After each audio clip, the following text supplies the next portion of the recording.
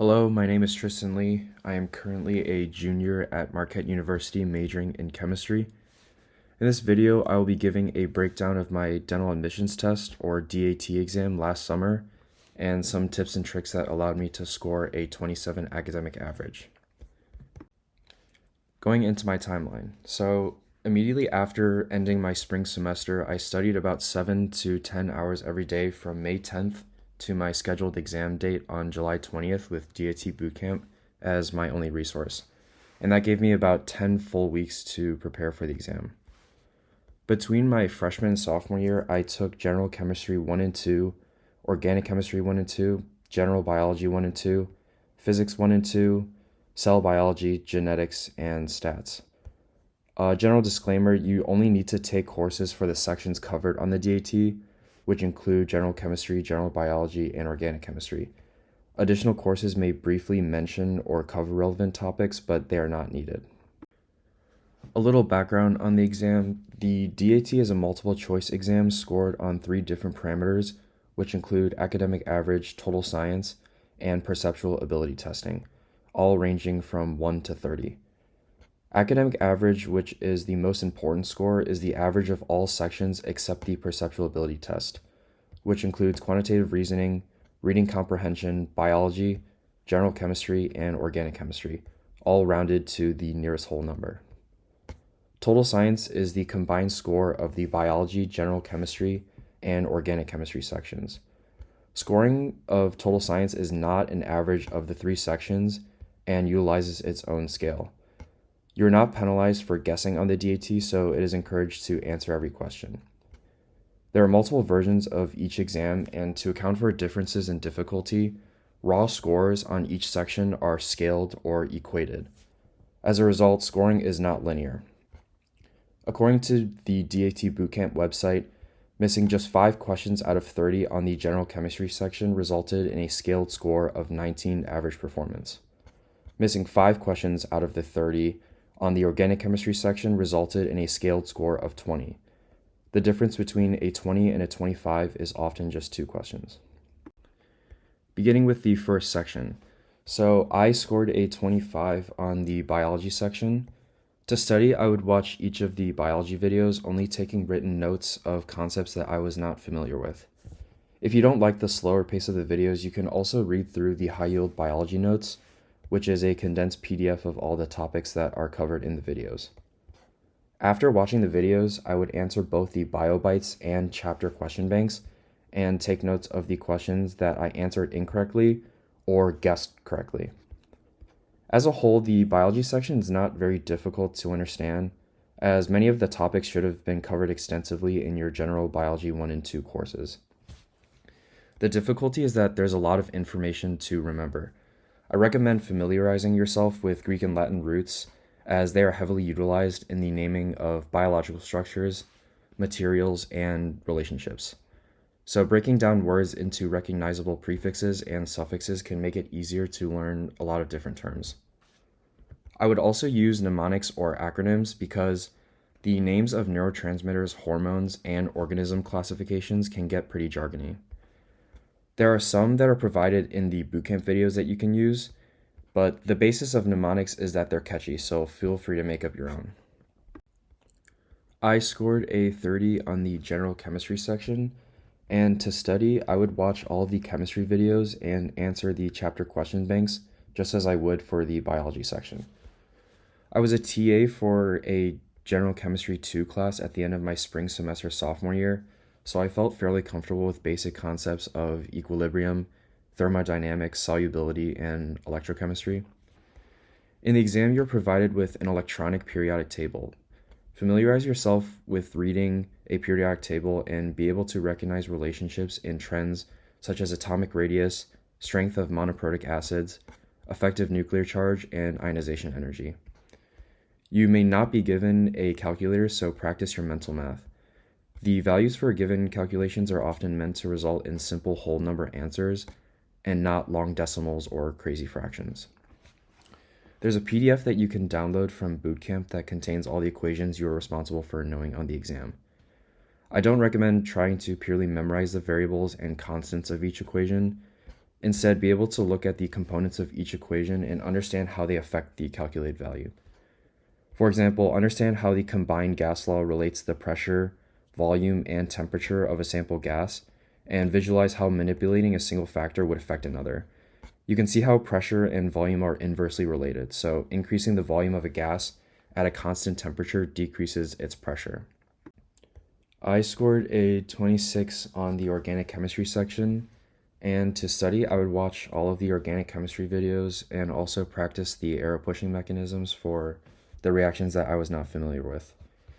Many people who struggle with the organic chemistry section find it difficult to memorize the names, reactants, products, and conditions, such as the presence of heat, metal catalyst, or acid catalyst of an extensive list of reactions.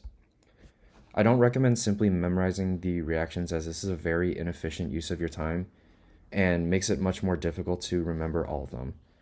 Instead, I would practice drawing the arrow pushing mechanisms. Be able to identify the goal of a reaction. What are you trying to make? How does arrow pushing allow for that? How do I make a nucleophilic site? How do I move electrons from a nucleophile to an electrophile to make a bond? And what sites are favorable for electron acceptance? Recognizing trends in reactivity, nucleophilicity or electrophilicity, or basicity or acidity provides you with a more intuitive understanding of why a reaction produces the desired product, which saves time wasted from trying to memorize reactions just from flashcards. Also, some reactions only proceed under certain conditions. For example, in electrophilic aromatic substitution reactions, like the one in the bottom left corner, a Friedel-Crafts reaction doesn't work with an electron withdrawing or deactivating group because it makes the aromatic ring electron poor and reduces its reactivity with an electrophilic group. Remember that it is okay to use practice banks in the beginning, as they are meant to be basic for ease of learning, but the real exam may ask synthesis questions like the one in the bottom right corner, where you're asked to identify a series of reactions that can generate a product from a specific starting material, which requires that you understand the reactions fully. I scored a 25 on the PAT section, and when I was starting to learn the PAT section, I watched all of the PAT Academy videos to learn the rules of each section and some tips to improve my timing. After learning each section, I would practice 10 questions from each section as a daily warm-up before I moved on to study other areas, such as biology or reading comprehension. This is not meant to be intensive, and it ensures that I get consistent practice. Many people who may not score as high on the PAT section do not consistently practice until the last week or two before their exams, and they often struggle with time management on the real thing. Mastering the PAT section is very different from person to person, and there's often a large learning curve because it requires good spatial awareness, and it's not exactly something that you can commit to memory in the same way the biology or chemistry sections are learned. When I began the PAT section, I focused on taking my time to answer the questions correctly first, and my speed naturally improved as a side effect with consistent practice. Be sure to watch the explanations for incorrect practice questions because they provide helpful priming tools that you can use to answer faster and more accurately. An effective time management strategy is answering by process of elimination instead of scanning each answer option in detail to look for the right shapes or features. Oftentimes, many of the incorrect answers have very obvious differences or manipulations that you can quickly rule out to find the right answer. And I've included an example of a keyhole question below. I scored a 24 on reading comprehension, which is my lowest scoring section and also the most difficult for me to improve, as I would not consider myself an avid reader. The good news is that reading comprehension is a skill, and like every other section of this exam, it can be learned and improved over time. The RC Academy lists the basics of the section and provides multiple strategies that many previous test takers have used. Examples include the search and destroy method, where you skip to the questions and skim the article for relevant information, and the vanilla method, where you do a complete read-through of the article before answering all the questions. There's no perfect method, as each has their own pros and cons. The search and destroy method can be faster, as reading the questions first can prime you to efficiently search for relevant evidence in the passages at the cost of you fully understanding the reading as a whole. The vanilla method guarantees a more in-depth understanding of the passage, but you may have less time to answer the questions depending on your reading speed. Time management was my biggest struggle, so when I went through practice passages, I would give myself 45 minutes instead of the whole hour to decrease the time spent on each question. And if I spent between 45 seconds to a minute on a question, I would skip it and come back to it. Sometimes answers can be revealed in subsequent questions. In the real exam, the testing center computers are pretty outdated, and there's a 2-second delay when clicking to move on to the next question, which is something you should account for in your practice. DAT Bootcamp also provides a link to Science Daily, which is a website that has many articles written in a similar style to those on the exam. I recommend reading 1 or 2 of those articles daily to practice your reading pace and ability to identify important data, information, or descriptor words. The exam uses many scientific articles, and you may already know about some of the topics. However, do not use outside information or schema when answering your questions. The RC section is a test of how well you are able to identify and process information from a text. So take the evidence from the passages as facts, despite what you may already know. I scored a 30 on quantitative reasoning, and similar to the PAT section, I would also do 10 practice questions from each of the math sections, like statistics, data sufficiency, and word problems. You are not provided with an equation sheet on the real exam, but there is an equation sheet PDF that you can download from Bootcamp that includes all the formulas you're responsible for knowing, and I've included a few of them below. Like in general chemistry, I don't recommend memorizing the formula sheet. Be able to read through the equations and see how they are used in word problems and other calculations. They should be fairly simple to understand, as you may already use many of them day to day or have seen them before. In the exam, I was given both a digital and a physical 4-function calculator, which is all you really need. There is no complex math such as integrals or derivatives. Make sure to thoroughly read through the problems because it will save you time lost to making simple mistakes or incorrectly setting up a calculation. I followed Dr. Ari's schedule pretty closely, which was 12.5 weeks, but because I only had 10 weeks to study, I reserved the last 2 weeks to take a practice exam every other day, and I would go through and take notes of each question that I answered correctly or felt unsure about the following day. After taking a practice exam or doing a full exam review, I would read through the high yield notes for organic chemistry, general chemistry, and biology to make sure I understand each topic before redoing all the practice question banks. This allowed me to revisit weaker topics or concepts that I may have forgotten from previous weeks. Overall, my practice exam scores were relatively accurate compared to my real exam scores. You may hear of many people who scored 1 to 2 points higher on the real exam, but remember that it is not guaranteed by bootcamp. Practice scores are only projections of your performance on the real exam, and unfortunately some end up scoring worse than expected. I've included a side-by-side comparison of my practice exam scores from DAT Bootcamp and my real exam score report. The DAT exam is a 4.5-hour exam, not including the provided break time. The sections in order include Survey of Natural Sciences, which is 40 questions from biology, 30 questions from general chemistry, and 30 questions from organic chemistry, for a total of 100 questions in 90 minutes. The PAT section is 90 questions in 60 minutes, and it covers sections such as keyholes, top front end, angle ranking, hole punching, cube counting, and pattern folding. The reading comprehension section is 50 questions across about 3 passages, and you're given 60 minutes. The last section is quantitative reasoning, which is 40 questions in 45 minutes. So for some exam specifics, you may have heard about others' experiences with the real exam, but take it with a grain of salt. Classification of life and microscopy are often frustrating chapters to learn, and many assume that it isn't worth spending the time to learn these concepts. However, I still had 2 questions on classification of life, 1 microscopy question, and nearly no bodily systems questions, despite hearing that most of the biology section would cover organ systems. Realize that anything that is covered on DAT Bootcamp is fair game on the exam. Similar to the biology section, I spent a majority of my time studying the reactions based on what I've heard about others' experiences with past exams on the organic chemistry section. Yet, on the day of the exam, I mostly had questions covering substitution or elimination reactions and concepts such as reactivity, nucleophilicity or electrophilicity, and acidity or basicity.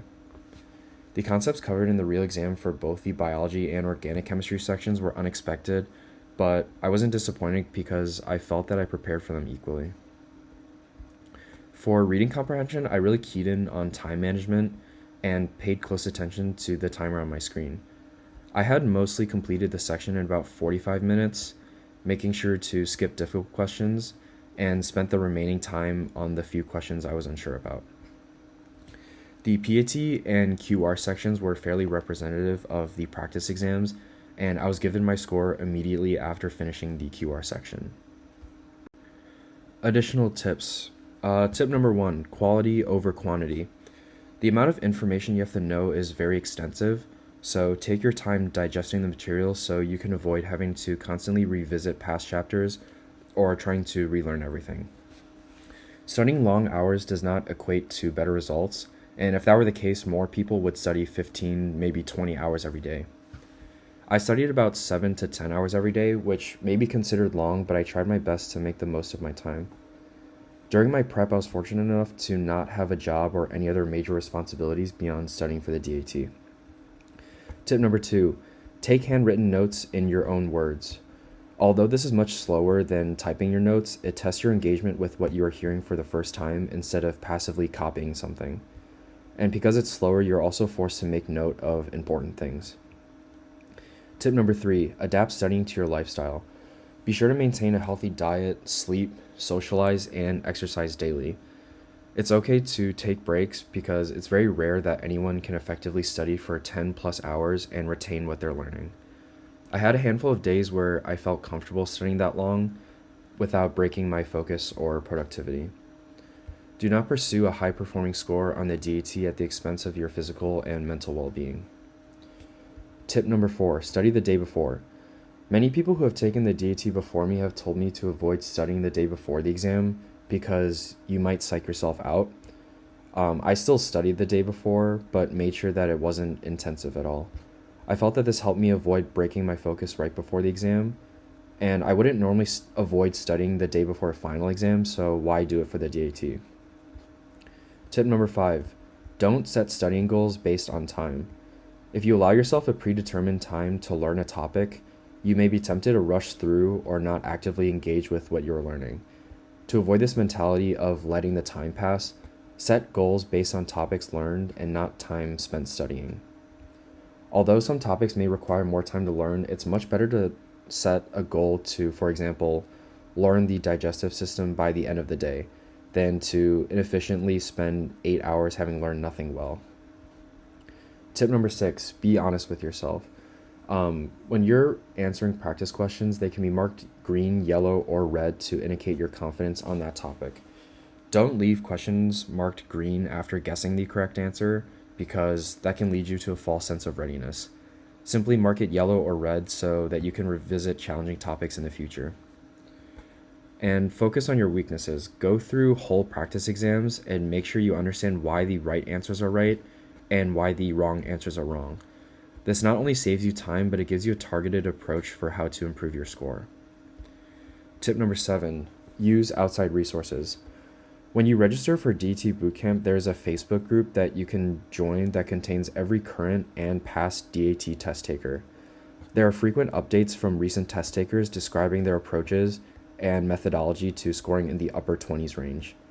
Definitely lock down on the basics and big idea topics, but it's safe to assume that nearly everyone knows that, for example, the mitochondria is the powerhouse of the cell. In my opinion, knowing detailed information is what separates an average score from a high score in the 25 plus range. As previously mentioned, missing as little as 2 questions can separate a score of 20 from a 25. There are many people who score much higher than I did, so I spent a lot of my time outside studying to watch YouTube videos and read others' score breakdowns, not to compare, but to take bits and pieces from what worked for others and kind of assemble it into a personalized study plan that worked for me. And also, drawing information from different people and places is applicable to all forms of learning. Tip number 8, planning ahead. So for current pre-dental students who are looking to take the DAT in the future, preparation for the DAT does not begin at the beginning of your 2.5-month schedule. I had known for a few years that dentistry was something that I wanted to pursue, so the idea of taking the DAT was in the back of my mind. Taking the time to learn course material from your biology, general chemistry, and organic chemistry, and learn them well because they will reappear on the DAT. Your ability to do so will save you time and energy when studying, so you can focus more on your weak points. Overall, your preparation on the DAT is a very unique and personal experience, so find something that works for you and stick to it, so long as you see constant improvement or upward trends in your scores. This comes with time, but it's important to not only understand the content, but the exam as a whole. And what do I mean by that? Know what types of questions that may be on the test. This can range from simple definitions to application questions in which a patient's symptoms are described and you're asked to identify what hormones might be responsible. This is the end of my DAT breakdown. I hope that you found this helpful and it gave you some insight into how to begin this process. I've attached my email, so feel free to ask any questions or leave them in the comment section below. Like and share this video with other pre-dental students if you want. Thank you and good luck.